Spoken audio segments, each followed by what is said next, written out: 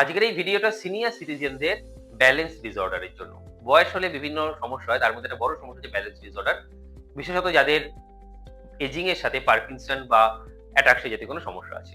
এবং এই ব্যালেন্স ডিসঅর্ডারের জন্য মূলত পায়ের পেশির জোর কমে যায়।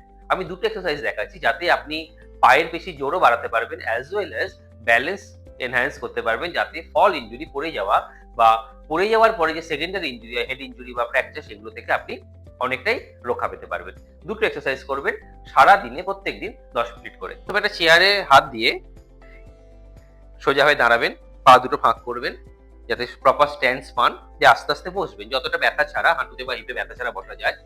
10 সেকেন্ড হোল্ড করবেন, সোজা হয়ে দাঁড়াবেন, 10 বার করবেন। এটাতে আপনার hip, quads, hamstring, calf muscle এই সবকটার স্ট্যাটিক পাওয়ার ডেভেলপ হবে।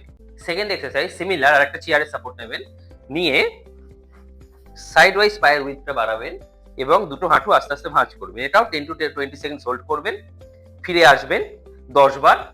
দেন আপনি আবার বিপরীতে একইভাবে 10 to 20 সেকেন্ড হোল্ড করবেন, 10 সেকেন্ড বা 20 সেকেন্ড হোল্ড করবেন, করে 10 বার করবেন। এটাতে আমাদের প্রোপ্রিওসেপশন, ব্যালেন্স, কাফ মাসলের স্ট্রেন এবং রিস্ক অফ ফল ইনজুরি কিন্তু অনেকটাই কমে যায়। এই দুটো এক্সারসাইজ দৈনিক 10 মিনিট করে করলে আপনার এই সমস্যাগুলো দূরে থাকবে।